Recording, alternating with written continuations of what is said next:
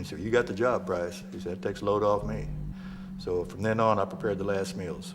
I guarantee everything will tickle your taste buds. I mean, it's everything we have is good down-home cooking. And this is exactly the way James Beathart served his meal.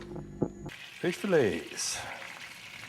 Catfishing is very popular in the state of Texas. And I felt that particular execution, I wouldn't be able to do it with the conviction that I had for the other. Appeals were denied. She spent today with her family, had fried chicken for dinner before entering the death chamber. I wish that I could take every bit of hurt on myself. Virginia, you are the murderer tonight. Hate is a lack of education, and you're not born to hate. It's just hard to describe. I felt like, well, to me, I felt the guy deserved it. When you look over at the photos, I have no recollection of any of them. Never met them. Certainly the most extreme punishment society has, and I deserve. If you notice here, we got pictures of every one of the victims here, and believe it or not, for the last 12 years, I've studied these photos of the victims. That's why I don't care if I'm executed and leave this planet. The Death Row Chef. In 1989, Brian D. Price found himself imprisoned after a heated domestic dispute with his ex-wife escalated, resulting in her assault and the kidnapping of his brother-in-law. The unfortunate incident cost him 14 years of his life, landing him in the Walls Unit Prison in Huntsville, Texas, where executions were carried out. As with all inmates, Price was assigned a job during his incarceration, and he was placed in the prison kitchen. One day, the usual inmate responsible for preparing the last meals for those on death row was unable to fulfill his duty. My name is Brian Price, and I am the Death Row Chef. During their last weeks on death row, the inmate would be given a last meal request, which I have here. I was a musician and a photographer, and they told me, well, not any longer, now you're in the kitchen. I was going to do it with all my heart, all my passion that I could put into it, as if it was someone that I loved. Imagine what's going through their minds. This is my last meal on this earth. My name is Brian Price. I'm originally from San Antonio, where I was born in Texas. The prison staff approached Price, asking if he would be willing to step in and fill the role. Though they couldn't force him, Price agreed to take on the somber task. He made a heartfelt decision to treat each last meal as if it were being prepared for a loved one, someone he cared deeply for. With this mindset, Price aimed to make every last meal the best it could be, despite the limited resources and ingredients available within the confines of the prison kitchen. In 1988, I was a professional photographer and a professional bass player in different hard rock bands. Now I came to Huntsville, Texas the first time, and ended up spending 14 years here. I went to prison in 1989 on a 15-year sentence, and when you arrive in prison, they assign you a job. In short, I was convicted of sexual assault of my ex-wife. I will ask you, what was your job in the free world? So I told them, hey, I was a professional photographer and a professional musician. And they just laughed. They said, well, not anymore. I said, you're a cook. Do prisoners get what they request? The Texas Department of Corrections maintains a policy that the last meal requests for death row inmates must be prepared using items available in the prison kitchen commissary. As a result, extravagant requests are substituted with similar, more accessible options. For example, if an inmate requested lobster, they would receive a piece of frozen pollock instead. Prison cooks would try their best to make the pollock resemble a dish from the outside world, such as washing off the breading, cutting it diagonally, and dipping it in batter to mimic a meal from Long John Silver's. In 1994, the prison stopped serving steaks, so when inmates requested one, they would receive a hamburger steak with brown gravy and grilled onions. And I would start putting the ingredients together, whatever I was going to need on the day of the execution. Items prepared ahead of time if I could. When I volunteered to be the last meal chef or cook, I was going to do it with all my heart, all my passion. I guarantee everything will tickle your taste buds. I mean, it's everything we have is good down-home cooking. There's no health food here in my place. I use all the fat and the sugar and the salt. I learned to cook from my mother when I was young. My mother was, like I do here, we have what we call down-home cooking. Although the press would report the inmates' requests as they were submitted, the prison cooks would receive the handwritten meal requests 3 days in advance, which allowed them to consult with their superiors on how to fulfill them using available resources. Despite these limitations, the cooks managed to do quite well in providing satisfactory last meals. Inmates would be served their last meal 2 hours before their execution. However, the once appetizing meal, such as a burger and fries or a bacon, lettuce, and tomato sandwich, would ultimately be reduced to stomach content on an autopsy report after the execution. The cooks, recognizing the gravity of their task, always tried to do the best they could with what they had, aiming to provide a small comfort to the inmates in their final hours. Last meal for this guy, here's what he wants. And I was standing there, I said, what? What was that all about? He was the one cooking the last meals mainly back then. I said, they're going to be an execution tonight, you need to prepare the... I said, he said, it's the last meal. He said, we do those down here. I said, you're kidding. You know, if I want to be around something like that. But he said, oh, just watch how I do it. And so I was watching Terry, how he prepared everything. Well, the next day, when I went into work, my captain called me in the kitchen. I had a few reservations about it. I don't know how I really felt about it. But I decided that I would try to do the very best that I could. The requests from the prisoners. Despite the constraints, Price tried to satisfy the inmates' last meal requests as much as possible. If an inmate requested lobster, he would make do with frozen pollock, carefully breaded and seasoned to resemble a dish from the restaurant like Long John Silver's. If they wanted steak, they would get a hamburger steak. After preparing his first last meal for a convicted murderer, Price, a devout Christian, prayed over the meal, asking for the Lord's forgiveness for the inmate. The next day, Price received word from Sergeant Cook that the executed inmate had sent his thanks, expressing gratitude for the well-prepared meal. This had a profound impact on Price, who realized that this might have been the last bit of appreciation the inmate had shown to anyone in this world.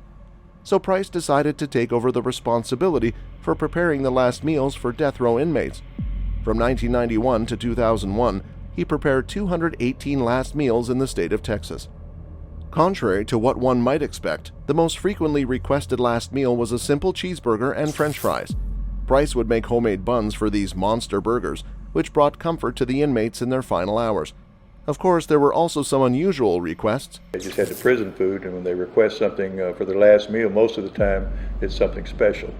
Fixing to be executed. I wanted to have the very best meal possible. And with what expertise I had, I tried to do just that. No, I was never able to witness them. I was never able to speak firsthand to any of those that I prepared the last meals for. So he was thanking me, but through the captain, my captain, who would tell me, he says he thanks you, Brian, and really appreciates what you've done. One inmate asked for dirt from the grave he would be buried in, which was a part of a voodoo ritual. However, the prison provided yogurt instead. One day, Price was stumped by a last meal request for Scotch eggs. No one, including the captain who had a long history in culinary arts, knew what they were. By sheer coincidence, when the afternoon supervisor came in, he was asked about the mystery dish. Amused, he explained that he had seen Scotch eggs featured on Good Morning America just the previous week. The recipe involved boiling an egg, wrapping it in sausage, dipping it in pancake batter, and then deep frying it, served with syrup. With this newfound knowledge, the kitchen staff attempted to prepare the unusual request for the inmate. After tasting the dish themselves, they found that it wasn't to their liking, but they remained committed to fulfilling the unique request for the condemned prisoner. Price explained that inmates could request whatever they wished, but they wouldn't necessarily get it. The prison would ensure that the amount of food provided was reasonable and something the inmate could finish before meeting their maker. Death row inmates, they didn't have a choice of whatever meal they were going to have every day. That I do for the fish, and it's the same breading basically for the onion rings. It's cornmeal and flour. Thanking me for the meal and saying how much he liked it, because he hadn't had food like that 15, 20 years maybe. Here they have a choice. I'm dipping these fillets in the milk and egg wash. Let most of it drip off. They've been soaked once. I'm gonna lay them, and he'd look at me and say, man, he killed all my kids, how could you do that? How would I face him? And I said, yeah, I cooked him a great last meal, Ernest. Something they haven't had probably in 2 decades. The practice stopped. However, in 2011, the state of Texas stopped allowing inmates to choose their last meals after an incident involving white supremacist gang member Lawrence Russell Brewer. This decision deeply upset Price, who had since been released from prison, married, and was running his own restaurant. Brian Price, a former inmate and prison cook, offered to pay for and prepare every last meal for condemned inmates himself after Texas announced it was ending the tradition. Price believed that justice would still be served when the person was executed, but he urged the state to show its softer, more compassionate side by continuing to offer last meals. The last meal request by killer Russell Brewer was the final straw for some in Texas. Brewer was executed on September 21 for his role in the racially motivated 1998 dragging death of James Byrd Jr. His last meal request included an extravagant list of items, such as 2 chicken fried steaks, a triple meat bacon cheeseburger, a cheese omelet, a large bowl of fried okra, 3 fajitas, a pint of Bluebell ice cream, a pound of barbecue, a slab of peanut butter fudge, a pizza, and 3 root beers. However, Brewer didn't eat any of it, not even a single bite. Texas State Senator John Whitmire found it extremely inappropriate to provide such a privilege to a person sentenced to their death when their victim wasn't granted the same luxury. Texas prison officials agreed with Whitmire and immediately halted the tradition of allowing inmates to choose the menu for their last meal. Figure that up. 40 executions in 1 year. What does that divide into 365? And this is exactly the way James Beathart served his meal. What is that, one about every 8 days or so? I was a very busy man. Okay, well, now the chicken's ready. Once again, golden brown. We got fried crappie ready to eat. Fresh out of the frying pan. Fish fillets. Catfishing is very popular in the state of Texas. Price disagreed with this decision, stating that it showcased Texas's cold-hearted nature. He acknowledged that most of the inmates had earned their place at the execution table, but emphasized that his offer would not burden Texas taxpayers. Price was familiar with the uneasy feeling of preparing meals for death row inmates, as he had done so himself during his 14-year prison term for assault.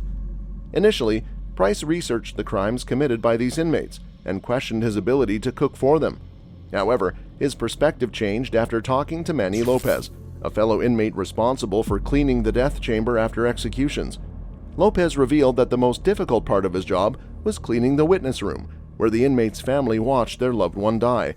This conversation led Price to imagine the inmates as his own family members, motivating him to cook for them as if they were his own kin. However, it appears that Texas will not accept Price's offer.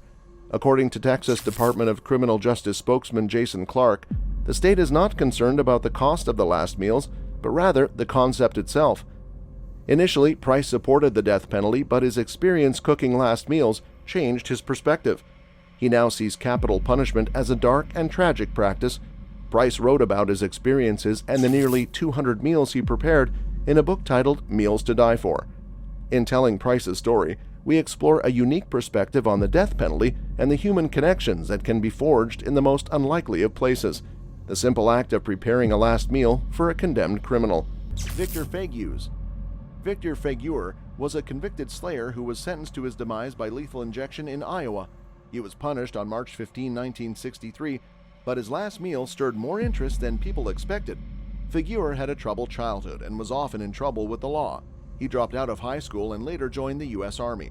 However, his military career was short-lived as he was discharged after just a few months due to mental health issues. After leaving the Army, Faguer drifted from job to job and eventually became involved in a life of crime. In 1960, he and 2 accomplices committed a robbery in which the victim was slain. Faguer was caught, and despite his protests of innocence, he was convicted of slaying and sentenced to his demise. On the day of his punishment, Faguer requested a single olive with the pit still in it as his last meal. This seemingly odd request has led to speculation about its significance. Some have suggested that Faguer was sending a message about the biblical story of Gethsemane, in which Jesus prayed and sweated drops of blood before his arrest and crucifixion. In the story, Gethsemane is an olive grove, and the pits in Faguer's olives could be seen as symbolic of the pits in the cherries that are often used to represent drops of blood in artistic depictions of the scene. Regardless of the significance of Faguer's last meal, his punishment was carried out as scheduled. He was pronounced deceased at 12:03 a.m. on March 15, 1963. Gerald Lee Mitchell. Gerald Lee Mitchell was another row inmate. Charles Marino and his brother-in-law, Kenneth Fleming, met Mitchell in a Houston neighborhood park, and Mitchell had offered to sell the pair some marijuana. Instead, Mitchell pulled out a sawed-off shotgun and forced them to drive to a vacant house. He robbed them of cash and car keys, then shot them both. Fleming survived with an injury to his hip. An eyewitness identified Mitchell leaving the vacant house. Mitchell was later arrested in possession of Marino's car and told police, "I shot the 2 white boys." Mitchell gave a written confession admitting to the shootings, but claimed they were accidental. The same day he slayed Marino, Mitchell shot and slayed another man, Hector Manguia, 18, when he refused to give Mitchell a necklace he demanded. Mitchell was only 17 years old at the time of the crimes. Mitchell's lawyer had asked the Supreme Court to block the penalty due to his age, arguing that the imposition of the penalty on a minor would violate international law. This appeal was, of course, unsuccessful. Texas law allows for the penalty to be imposed on slaying convicts whose crime took place when they were as young as 16. In 2001, he was put down in Texas by lethal injection. Gerald Lee Mitchell's final meal was assorted Jolly Ranchers. Mitchell's last meal of hard candies. Candy for supper is the kind of thing that a young child requests on his birthday. The request echoes Mitchell's station in life and stands in stark contrast to the fearsome demeanor he projected outwardly. Mitchell's candy, like so many other dessert for supper last meals, serves as a reminder of the child he once was. Teresa Lewis. Teresa Lewis was the first woman to be put down in the U.S. for 5 years and in Virginia since 1912. And with those words, the first woman in almost 100 years has been put to death in Virginia. The execution of Teresa Lewis has been carried out in the manner as prescribed by the laws of the Commonwealth of Virginia. Murder for hire case. 41-year-old Teresa Lewis was given lethal injection for her part in a 2002. Death was pronounced at 9:13 p.m. There were no complications. Lewis, who had learning difficulties, used bodywork and cash to persuade hitmen to slay her family in 2002. Prosecutor says she used sex and cash to pay the two men. Lewis hired two men to kill her husband and stepson. She was hoping to cash in on her son's life insurance policy. Her husband and stepson were shot and killed inside their Pennsylvania home. On 30 October 2002, Lewis left the door to her family home in the Virginia city of Danville unlocked for gunmen Matthew Schellenberger and Rodney Fuller. Protesters gathered outside the Greensville Correctional Center in Jarrett. It's a terrible, appalling thing to execute Teresa Lewis. Many felt Lewis should have been given the same punishment as her co-defendants. The men both got life sentences. Virginia, you are the murderer tonight. Lewis's husband Julian, 51, and stepson Charles, 25, were later found deceased from shotgun blasts. That the governor would step in and stop the execution, but in the end, that call never came. Alveda Lewis spent most of the day with her family, hoping all day long. She was sentenced fatally for her role in the slaying. Lewis spent her last hours with her spiritual advisor and family members at the prison in the city of Jarrett. She requested a final meal of 2 breasts of fried chicken, sweet peas with butter, a slice of either German cake or apple pie, and a Dr. Pepper soft drink, prison spokesman Larry Traylor said. On a website aimed at saving her life, Lewis sang about needing a miracle. That miracle never came before entering the death chamber. All her appeals were denied. She spent today with her family, had fried chicken for dinner, before her body was driven away from the prison. She looked quite scared. She looked a little nervous. She spent her last hours with a minister. As she was escorted into the chamber, Lewis appeared tearful, her jaw clenched. Shortly before her punishment, Lewis asked if her stepdaughter Kathy Clifton, daughter of her slain husband Julian Lewis, was there. Miss Clifton was in a witness room separated from the punishment chamber by a two-way mirror. "I want Kathy to know that I love her and I'm very sorry," Lewis said. She said, "I just want Kathy to know I love her and I'm very sorry." She had this to say before she died. Ms. Lewis did make a last statement. Clifton is the daughter of Lewis's late husband. Kathy Clifton was in there tonight to witness, and the Kathy that she's referring to is Kathy Clifton, Lewis's stepdaughter, the execution. Those were her final words. John Wayne Gacy. John Wayne Gacy was a notorious American serial slayer who claimed the lives of at least 33 young men and boys between 1972 and 1978 in the Chicago area. He was known as the Slayer Clown for his habit of dressing up as a clown for children's parties. Gacy was arrested in 1978 and sentenced to the gallows in 1980. He was put down by lethal injection in 1994. The same thing with the victims. I've looked at a lot of things that I've forgotten, that I can't remember. For instance, I can go back to my childhood and stuff and I still remember that. When you look over at the photos, I have no recollection of any of them. Never met them. If you notice here, we got pictures of every one of the victims here. And believe it or not, for the last 12 years, I've studied these photos of the victims. His reported last meal was a combination of seafood and fast food. He requested 12 fried shrimp, a bucket of original recipe KFC chicken, French fries, and a pound of strawberries. Gacy's choice of last meal has been described as a mixture of indulgence, comfort, and defiance. Some have argued that his request for strawberries was a nod to his childhood, as they were reportedly a favorite of his father. Others have criticized the practice of providing row inmates with the last meal of their choice, arguing that it is a waste of taxpayer money and a misplaced gesture of kindness towards those who have committed heinous crimes. Joseph Mitchell Parsons. Joseph Parsons was put down in 1999 for he hitched a ride with a man named Richard Ernest, who he later slayed. For his last meal, Parsons was joined by his brother and his cousin. Together, they shared a meal of Burger King Whoppers, fries, chocolate shakes, chocolate chip ice cream, and a packet of grape Hubba Bubba bubble gum. According to his lawyer, Parsons chose Burger King as his last meal because of the fast food chain's famous slogan, "Have it your way." He believed that this slogan symbolized his desire to take control of his own life, even in his final moments. This choice of a fast food meal as his last supper is intriguing and raises questions about Parsons' mindset and emotions in his final hours. The inclusion of Whoppers, fries, chocolate shakes, and ice cream in his last meal suggests a preference for indulgent and comfort food. It's possible that Parsons sought some form of solace or familiarity in the foods he chose as he faced the imminent end of his life. The addition of grape Hubba Bubba bubblegum also adds a touch of curiosity to his last meal, as it is not a typical choice for a final supper. Parsons' decision to share his last meal with his brother and cousin may have held symbolic significance for him, as it allowed him to spend time with loved ones in his final moments. It's also worth noting that the presence of family members during his last meal indicates that he had some form of support or connection even in the midst of his dire circumstances. Philip Workman. Philip Workman was put down in Tennessee. Unlike most people, he got his last meal wish after he perished. Workman had turned down the usual final meal of his choice traditionally offered to the condemned, asking instead that a vegetarian pizza be given to a homeless person. Prison officials refused to send out a pizza, and Workman passed by lethal injection. His family, Mrs. Oliver, to this day I still remember her, how I wanted to die at that moment, just watching her on the witness stand, and just because of what I created up to a certain point. But news accounts of his request touched a nerve with the public. It's just hard to describe. The perjured testimony, how many perjured testimonies does it take? In honor of his request, Nashville's Union Rescue Mission received 170 pizzas. Media reports said listeners to a radio station in Minnesota also ordered pizzas sent to another organization for troubled youngsters. Timothy McVeigh. Timothy McVeigh drove a truck containing 5,000 pounds of ammonium nitrate and nitromethane to the Alfred P. Murrah Federal Building in Oklahoma City in April 1995, resulting in the passings of 168 people and injuring hundreds more.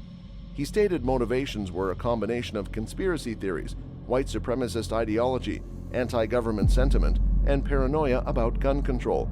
Up until his end by lethal injection, McVeigh maintained a posture of unrepentant defiance. He requested mint chocolate chip ice cream for his final meal, which became a subject of controversy and criticism. There is something deeply humanizing in the contemplation of the choices slayers make for their final meals. The most common requests are comfort foods, unhealthy meals that suggest childhood indulgences, and are reminders of the socioeconomic status of the kinds of people who are most frequently put down by the state. McVeigh's ice cream dinner sounds like something a child would want for his birthday meal. The request stands in stark contrast to the warrior image he worked so hard to cultivate. Eileen Wuornos. Eileen Wuornos was an infamous female serial slayer who terrorized Florida in 1989 and 1990. She was a former body worker who claimed that she took the lives of 7 men in self-defense after they physically attacked her or attempted to do so. However, the evidence suggested that she had claimed the men's lives for financial gain. Wuornos was convicted and sentenced to the gallows for 6 of the slayings. She had a troubled childhood, being abandoned by her mother and physically attacked by her grandfather. Wuornos' criminal history included arrests for driving under the influence, attacks, armed robbery, and attempting to pass forged checks. She was put down by lethal injection in 2002. I felt like, well, I felt the guy deserved it. That's why I don't care if I'm executed and leave this planet. Her reported last meal was a cup of black coffee, which is in stark contrast to the extravagant or comfort meals requested by many other row inmates. James Edward Smith. James Edward Smith was an interesting individual, and his last meal request is definitely the strangest one on this list. With a seemingly normal childhood, James attended but didn't finish college. In his late 20s, he worked as a tarot card salesman and taxi driver. He also claimed to be a voodoo priest. On March 7, 1983, James attempted to rob the Union Life Insurance Company in the International Trade Center in Houston, Texas. He put on a mask and walked up to Deborah Wilson at the cashier window. Seeing the gun in James's hand, she hid behind a filing cabinet. Larry Rojas, the district manager, put some money in a trash can and placed it on a table near James. He started to walk toward Deborah, but James stopped him. James shot Larry once and Larry began to run away. James shot him again in the chest, slaying him. Another employee of the insurance office chased James to an apartment complex. Several other men joined the chase along the way. They tackled James in the parking lot and held him there until police arrived. During the jury selection for his trial, James escaped from the courthouse but was caught soon after. James was sentenced to his demise by lethal injection and waived his final appeals. Despite this, the U.S. Supreme Court ruled that James may not have been mentally fit to stand trial, and his case was reviewed. His mother told the court that he practiced black magic, voodoo, and witchcraft. He confessed to 6 other slayings, calling them ritualistic, including the decapitation of a 1-year-old. These claims were never substantiated. His punishment by lethal injection took place on June 26, 1990. His last words were Hare Krishna. For his last meal, James asked for Rayakunda dirt. He told prison officials that he intended to use it for a voodoo ritual. Dirt was not on the prison's list of approved food. He was instead provided a cup of yogurt. Ted Bundy. Ted Bundy was an infamous American serial slayer who committed heinous crimes against young women and girls in the 1970s. He was known for his good looks, intelligence, and charming personality, which he used to lure his victims to their demise. Bundy was convicted of at least 30 slayings, but the true number of his victims is unknown and believed to be higher. He was sentenced to the gallows and put down in the electric chair in Florida in 1989. Certainly the most extreme punishment society has, and I deserve an enormous amount of horror, guilt, remorse afterwards. His last meal has been widely reported as steak, medium rare, eggs over easy, hash browns, toast with butter and jelly, milk and orange juice. Bundy's choice of last meal has been criticized, with some arguing that it was a way for him to exert control and power in his final moments. Others have pointed out that the practice of providing row inmates with the last meal of their choice is a humane gesture that acknowledges their humanity and dignity regardless of their crimes. The last meals of famous row inmates have been a topic of fascination and controversy. The tradition has been abolished in some states, including Texas, due to concerns about the excessive and extravagant requests of some inmates. However, some photographers, like Henry Hargraves, have captured the last meal requests of row inmates in a series of photographs, believing that the food choices can reveal the character and personality of the condemned. Ultimately, the debate over last meals on row raises important questions about the ethics of capital punishment and the treatment of those who are sentenced to the gallows. Carla Faye Tucker. Carla Faye Tucker and her boyfriend Danny Garrett broke into Jerry Dean's home in June 1983 to steal a motorcycle. During the burglary, Tucker pinned Dean to his bed and bludgeoned him with a ball-peen hammer. When Dean was lifeless, Tucker struck Dean several times with a pickaxe before Garrett returned to deliver the fatal blow. After an intense struggle, Tucker managed to dispatch Deborah Thornton, using the same pickaxe that had slayed her lover. Tucker was put down by lethal injection on February 3, 1998, receiving considerable attention from the media due to her conversion to Christianity and her being the first woman to be put down in the U.S. since 1984. In her final statement, Tucker apologized to the families of her victims. Carla Faye Tucker's final meal request was a single banana, a single peach, and a salad. Most convicts' final meal requests are understandably indulgent. Hamburgers, steak, fried chicken, and desserts are rather common. Tucker's light and healthy Last Supper stands in stark contrast to the norm. Given the context, her request seems almost ascetic in its minimalism. Lawrence Russell Brower. This was the meal that pissed off Texas officials enough to actually ban the last meal tradition for any inmate on the row.